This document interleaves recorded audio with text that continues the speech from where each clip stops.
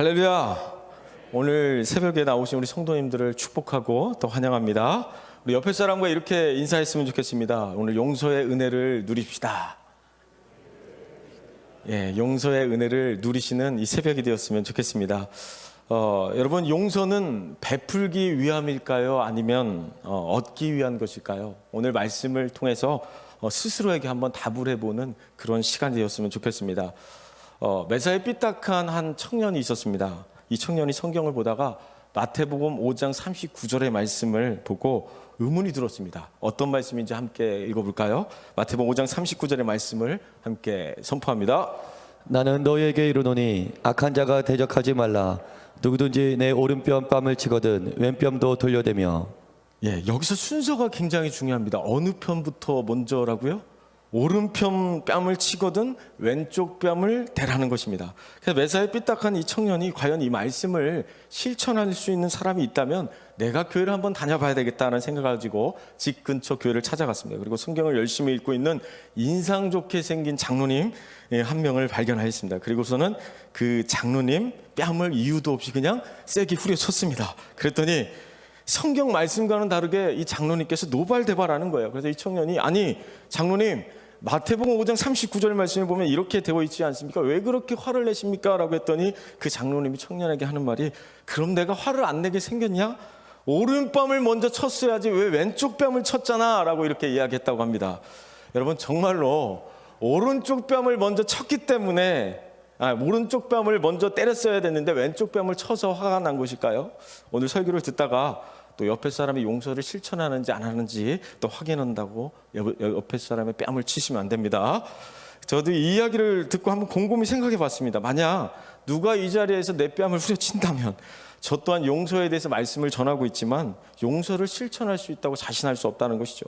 누가 진짜 와서 때릴까 겁나는데요. 우리가 아무리 예수님의 은혜로 구원받은 자들이라 할지라도 용서를 실천한다는 것이 그만큼 어렵다는 것입니다. 어쩌면 인간적인 힘으로는 불가능한 일이라는 거예요. 그러나 그 불가능한 일을 도전해야 할 이유가 있습니다.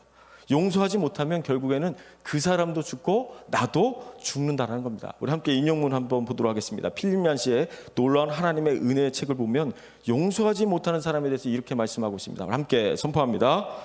다른 사람을 용서하지 못하는 사람은 자신이 건너야 할 다리를 부수는 것이다. 용서하지 못하는 사람에 대해 자신이 건너야 할 다리를 어떻게 한다고요?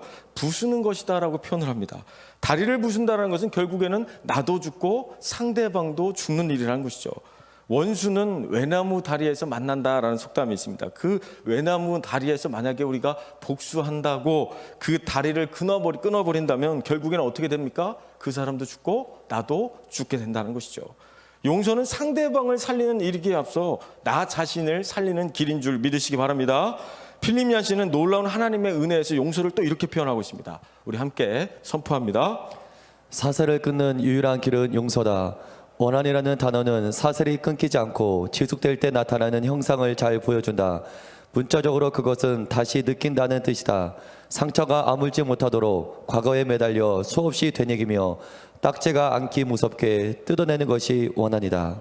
여러분, 혹시 아담과 하와가 에덴 동산에서 이제 쫓겨난 다음에 어떻게 살았을까 여러분 혹시 생각해 보신 적이 있으십니까? 어떻게 살았을까요? 에덴 동산에 있을 때보다 더 행복하게 살았을까요? 아니면 좀 싸우면서 불행하게 살았을까요? 저는 아마도 에덴 동산에서 쫓겨난 이후에 계속해서 다툼이 끊이지 않았을 거라고 생각합니다.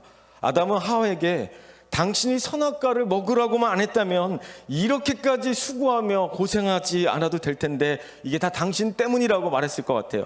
성경을 보다가 남자 입장에서 보면 여자가 먹으라고 주지만 않았다면 하는 늘 아쉬움이 있습니다. 남자 입장에서는 하와 때문에 이 사단이 난 것 같다는 생각이 들죠. 그런데 하와는 뭐라고 말합니까? 맞아, 내가 아담에게 선악과를 만약에 먹으라고 권유하지 않았으면 우리는 에덴 동산에서 지금 행복하게 살았을 텐데 정말 미안해, 이런 마음을 가지고 살았을까요? 아마도 당신이 안 먹으면 되는데 쥐가 먹어놓고 난리야, 아마 이러지 않았을까요? 사실 이 문제는요, 누구 한 사람이 죽을 때까지 결판이 나지 않는 문제라는 겁니다.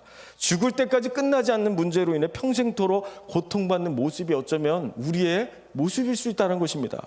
어느 한쪽에서 이 원한의 쇠사슬을, 증오의 쇠사슬을 끊어버리지 못하면 계속해서 상처난 딱지를 또 뜯고 하면서 평생토록 이 끊이지 않는 싸움 가운데 상처와 아픔을 간직한 채 불행한 인생을 살아갈 수밖에 없다는 것입니다.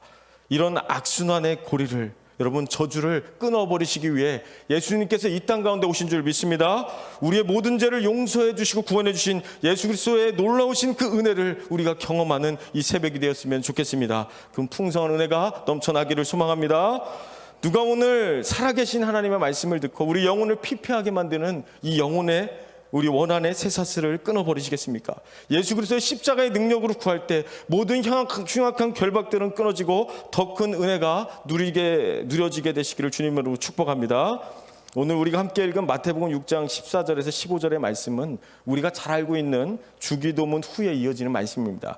예수님께서 제자들에게 기도에 관한 말씀을 하시고 곧바로 용서에 관한 말씀을 해주신 이유가 뭘까요? 대체 기도하는 것과 사람의 잘못을 용서하는 것은 어떤 관계가 있길래 예수님께서 이렇게 두 가지에 대해서 같이 말씀하고 계신 것일까요? 밀접한 연결고리가 있다는 것이죠. 예를 들어 어떤 사람을 미워하는 마음이 가득하거나 혹은 다툼이 있은 후에 우리가 교회에 와서 기도를 하면 기도가 여러분 더 잘 되던가요? 아니면 기도가 안 되던가요?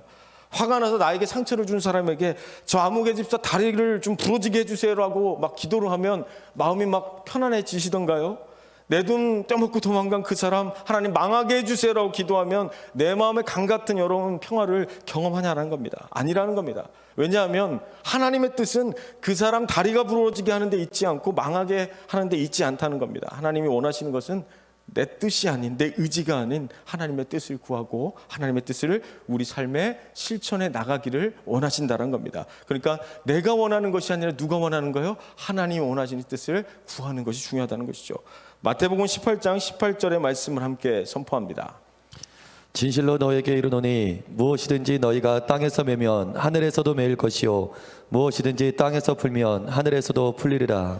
땅에서 매면, 땅에서 풀면이 먼저라는 거예요. 하늘이 먼저가 아니라는 것이죠. 우리는 땅에서 먼저 풀 생각을 하지 못하고 하늘에서만 풀려고 생각해서는 안 된다는 거죠. 천국이 서로 용서하고 사랑하는 곳이라면 이 땅에서 우리가 먼저 어떻게 살아야 합니까? 이 땅에서 우리가 먼저 사랑하며 용서하며 그렇게 살아가야 된다는 것이죠. 그런데 문제는 우리에게 이 땅에서 매인 것을 풀 능력이 없다는 것이죠. 하나님 말씀대로 살아갈 능력이 부족하다는 것입니다. 그렇다면 사랑과 용서란 하나님의 말씀을, 하나님의 뜻을 어떻게 우리 삶 속에 실천해 나갈 수 있겠냐라는 거예요. 때로는 사랑하는 가족조차 용서하기 힘든데 어떻게 원수를 사랑하라는 말씀을 실천할 수 있을까요?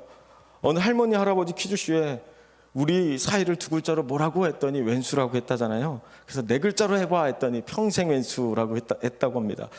지금 웃으시는 분들 좀 공감하시는데 생각해보면 평생 원수는 여러분 멀리 있지 않습니다. 뭐 아프리카에 있고 유럽에 있고 뭐 그런 게 아니라 우리 집에 있다라는 거예요. 다들 집에 한 명씩은 평생 왼수들이 있죠. 있으신 것 같습니다. 어쩌면 하나님께서 우리에게 요구하시는 것은요, 어떤 조국과 민족을 살리고 한국교회를 살리는 위대한 일이 아니라 나에게 상처 줬던 남편을 용서하고 아내를 용서하고 내 갯돈 들고 도망간 그 아무개 집사를 용서하는 일이라는 것이죠. 그러니까 내 고집과 내 뜻을 내려놓고 하나님이 나에게 원하시는 그 뜻을 받아 실천하기를 원하신다는 것입니다. 사랑하는 성도 여러분, 우리가 구원받은 하나님의 자녀임에도 불구하고 다른 사람의 잘못을 쉽게 용서해 주지 못하는 이유가 뭘까요?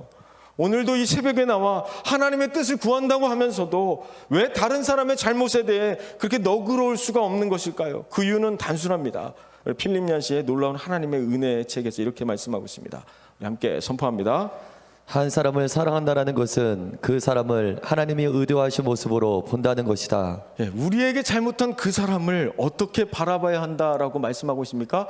평생 왼수가 아니라 뭐라고요? 하나님이 의도하신 모습대로 본다는 것이 중요합니다. 하나님께서 우리에게 베풀어 주시길 원하는 그 사랑과 용서가 내가 미워하고 원망하는 그 사람에게도 있다는 거예요. 그러므로 하나님 앞에 날마다 은혜를 구하며 우리에게 베풀어 주신 십자가의 용서를 통해 하나님의 거룩한 형상을 온전히 회복해 나가시기를 소망합니다. 우리 마태복음 6장 14절에 15절 말씀을 함께 선포합니다. 너희가 사람의 잘못을 용서하면 너희 하늘 아버지께서도 너희 잘못을 용서하시려니와 너희가 사람의 잘못을 용서하지 아니하면 너희 아버지께서도 너희 잘못을 용서하지 아니하시리라. 예, 여기서 보면 반복되는 단어가 있습니다. 잘못이라는 단어가 계속해서 반복되고 있는데요. 여기에 쓰여진 잘못이라는 단어는 넘어지다라는 뜻이 있습니다. 우리가 인생을 살다 보면 누구나 넘어질 수 있고 또한 넘어뜨릴 수 있다는 것이죠. 의도치 않게 가해자가 될 수도 있고 피해자가 될 수도 있다는 것입니다. 하나님이 주신 최고의 선물이라는 책에서 찰스 스탠리는 이렇게 말씀하고 있습니다. 우리 함께 선포합니다. 아침에 일어나면서 오늘 거짓말을 하고 남을 속이고 고통을 주겠다고 계획하고 하루를 시작하는 사람은 없다.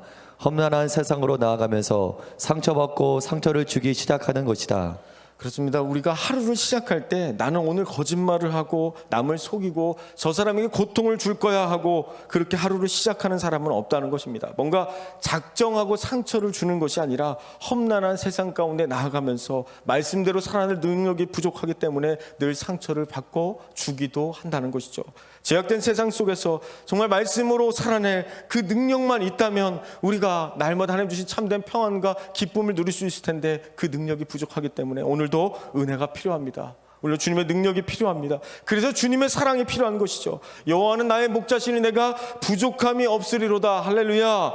날마다 그 주님의 은혜를 날마다 누리면서 그렇게 평안함을 누리셨으면 좋겠습니다. 아직도 그 원수 같은 사람을 용서해야 된다는 말씀이 나오면 여러분 마음이 어떠십니까?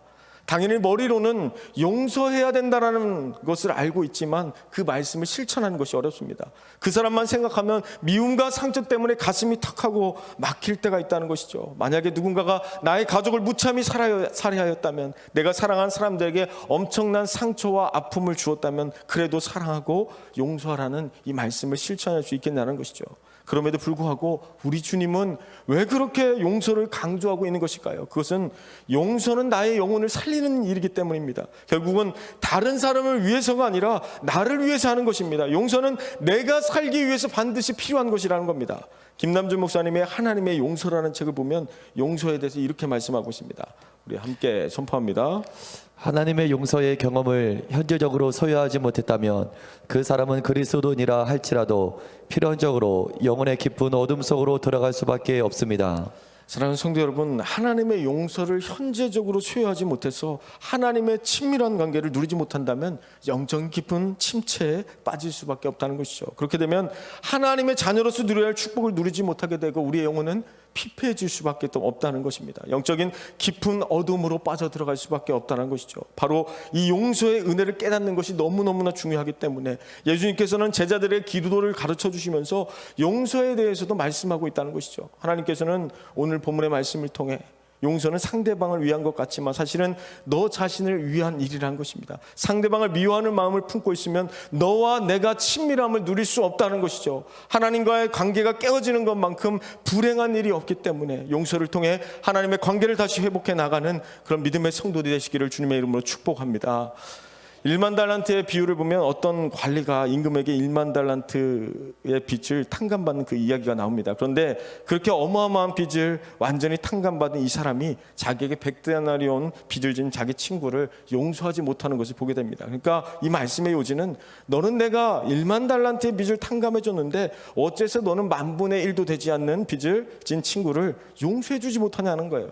용서를 받았음에도 불구하고 용서를 잃어버렸다는 것입니다. 우리는 하나님의 은혜로 용서받은 자들입니다. 그렇기 때문에 그 용서를 어떻게 해야 됩니까? 용서를 실천해 나갈 수 있는 저희들이 되었으면 좋겠습니다. 우리도 하나님의 용서로 은혜로 용서를 받았기에 사망에서 생명으로 건진받은 그런 구원받는 하나님의 자녀가 되었다는 것이죠. 이 놀라운 사랑과 은혜를 우리가 만약에 경험해 보았다면 우리 또한 다른 사람의 잘못과 허물을 용서할 수 있어야 된다는 것이죠. 우리는 하나님 앞에 평생을 갚아도 다 갚을 수 없는 1만 달란트 이상의 죄를 탕감받은 자라는 사실을 믿으십니까? 그럼에도 불구하고 우리가 형제를 용서하지 못한다면 그것은 하나님의 용서를 잃어버리는 것과 같다는 것이죠. 우리 예수님께서는 우리가 평생을 갚아도 갚을 수 없는 우리의 모든 죄와 허물을 다 용서하셨습니다.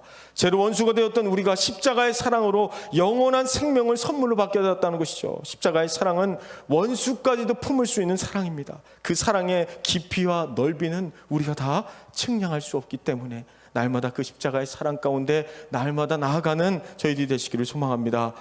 자, 따라합니다. 용서는 억지로 하는 게 아니라 억지로 하는 게 아니라 되어지는 것이다. 되어지는 것이다. 여기서 데이비드 킴은 접니다. 예, 접니다. 예, 제 용서를 묵상하면서 용서는 억지로 하는 게 아닌 것 같아요. 막 내가 해야지 해서 되는 것이 아닌 것 같습니다. 예를 들면 마치 이런 거죠. 여러분 혹시 하늘의 별을 따올 수 있습니까, 여러분? 하늘의 별 따올 수 있으신 분 계신가요? 없죠.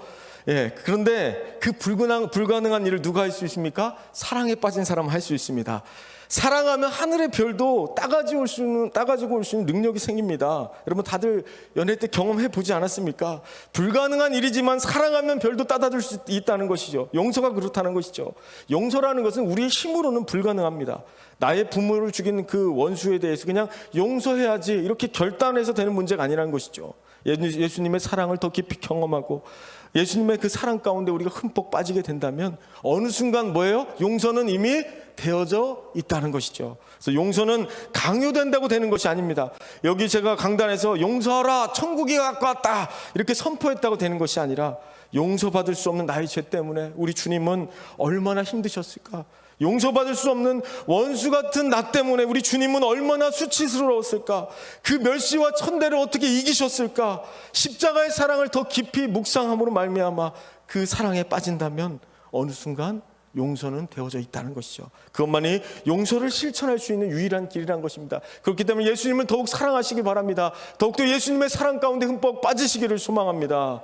필립 얀시의 놀라운 하나님의 은혜에 대해서 용서에 대해서 이렇게 말씀하고 있습니다. 우리 함께 선포합니다. 하나님의 용서는 무조건적 것이다. 그것은 아무것도 요구하지 않는 마음, 이기주의가 완전히 사라진 마음에서 나오는 것이다. 내가 일상생활에서 연습해야 할 것은 바로 이런 하나님의 용서다. 예, 하나님이 우리를 조건 없이 용서하셨던 것처럼 우리는 바로 그 조건 없는 용서를 받은 자들입니다. 우리도 무조건적인 사랑을 받았기에 무조건적인 사랑을 실천해야 된다는 것이죠. 그래서 아무런 조건 없이 우리를 용서해 주신 주님의 사랑에 힘입어 이 세상 가운데, 이 죄악 많은 이 세상 가운데 복음을 증거하고 나타내는 믿음의 도구가 되시기를 주님의 이름으로 축복합니다. 우리가 싸워야 할 대상은 왼수 같은 남편이 아니라 나에게 상처를 주었던 그 암흑의 권사도 아니고 우리는 우는 사자와 같이 우리를 삼키려고 하는 사단 마귀라는 것입니다. 우리와 하나님 사이를 이간질하는 사단 마귀라는 것이죠. 그렇기 때문에 우리가 가정에서, 교회에서, 일터에서 서로 용서하지 못하고 미워하고 다툼이 일어난다면 누가 좋아하겠냐라는 거죠. 바로 사단 마귀라는 것이죠. 이스라엘 역사를 보면 초대 왕이었던 그 사울 왕을 보면 인물도 굉장히 좋았고 멋있는 왕이었지만 정말로 안타까운 인생을 살았던 인물입니다. 사울 왕의 인생을 보면서 자기가 미워하고 싸워야 될 대상이 블레셋이었음에도 불구하고 평생토록 다윗을 미워하고 죽이겠다고 쫓아다니는 것을 보게 됩니다. 정말로 안타까운 인생이 정말로 안타까운 인생이 아니었습니까? 그래서 제가 성경을 읽다가 너무 답답해서 성경 속으로 확 들어가서 사울 왕한테 물었습니다. 다윗이 뭘 그렇게 잘못했길래 평생토록 미워했냐고 물어봤더니 글쎄 사울 왕이 한다는 말이 다윗이 블레셋을 물리치고 돌아오는데 사람들이 사울은 천천히요 다윗은 만만이라고 이렇게 했다는 거예요. 그 사람들의 말 한마디가 비수처럼 꽂혀서 다윗 때문에 너무나 창피했고 수치스러워서 마상을 입었다는 거예요. 마음의 상처를 입었다는 것이죠. 이때부터 다윗에게 원한을 품고 평생토록 이 원한의 쇠사슬을 끊지 못한 채 고통 가운데 살았다는 것입니다. 하나님 주신 최고의 선물에서 찰스 스탠리 이렇게 말합니다. 사울 왕에 대해서 이렇게 말하고 있습니다. 우리 함께 읽겠습니다.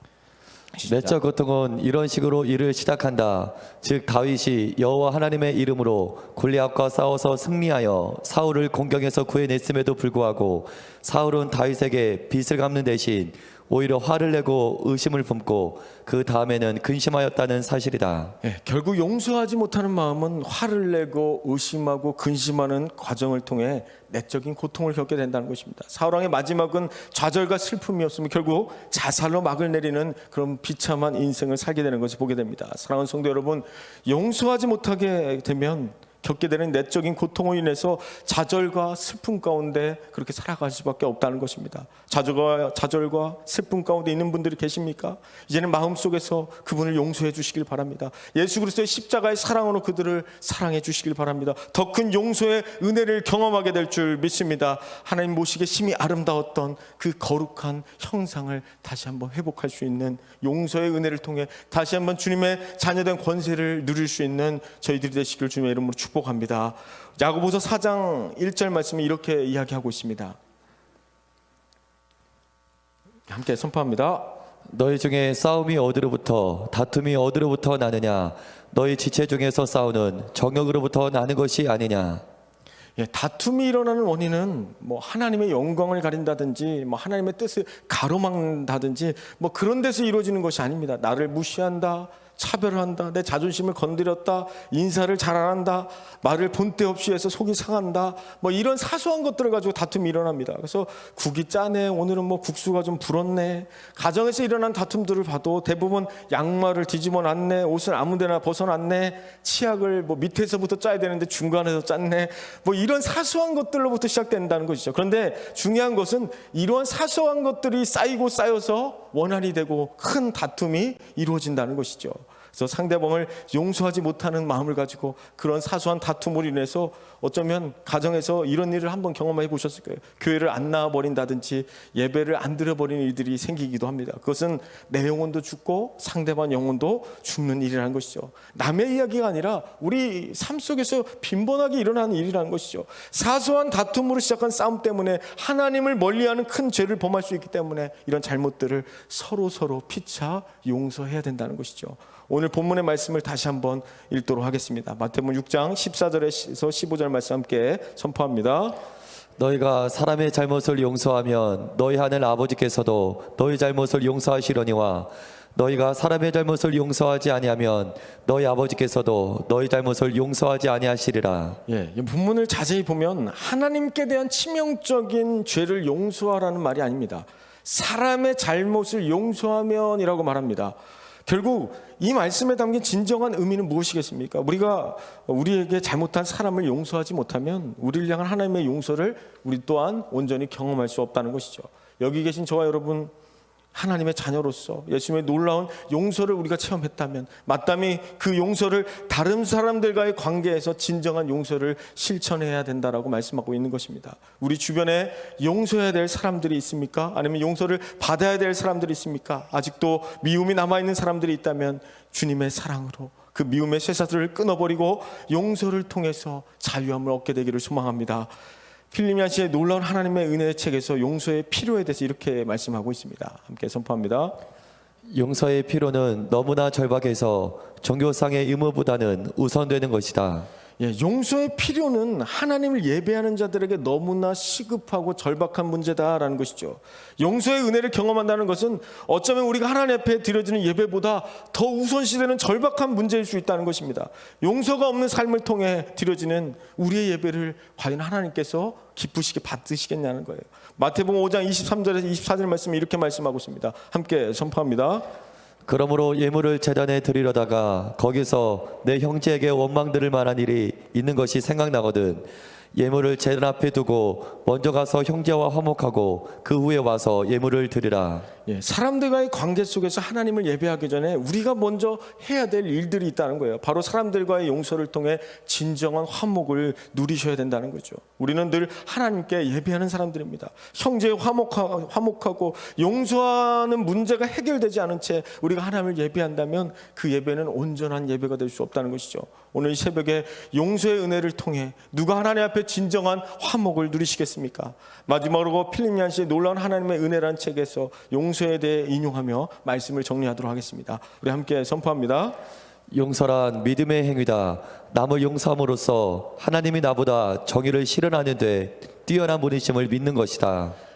용서는 믿음의 행위라는 것입니다. 용서는 마치 아브라함이 이삭을 바치는 것처럼 믿음을 요구하는 행위라는 것이죠. 자식을 바치는 일이 얼마나 가슴이 찢어지고 가슴에 못을 박는 듯한 아픔이 있지만 그것이 바로 진정한 십자가의 체험이라는 것이죠. 하나님께서 우리에게 베풀어 주신 용서는 십자가에서 독생자 예수 그리스도를 죽이셔야 할 만큼 고통스러운 일이었고 수치스러운 일이었다는 것이죠. 예수님의 사랑과 용서를 우리가 깊이 경험하면서 날마다 하나님 주신 화목과 평안함을 누리셨으면 좋겠습니다. 여러분, 용서는 믿음의 행위라는 것을 여러분 기억하시기 바랍니다. 그 용서의 행위를 통하여서 우리가 진정으로 십자가의 은혜를 경험했기 때문에 우리가 하나님의 자녀된 권세를 누리게 되었다는 것이죠. 그래서 그 주님의 사랑과 용서를 통해 정말 주님과의 관계가 더 친밀해지고 날마다 그 사랑을 경험할 수 있는 우리 한밭제 일교의 성도들이 되시기를 주님의 이름으로 축복합니다. 그 용서의 은혜를 통해 2022년도가 하나님 주신 큰 축복과 풍성한 은혜를 누릴 수 있는 그런 한 해가 되기를 소망합니다.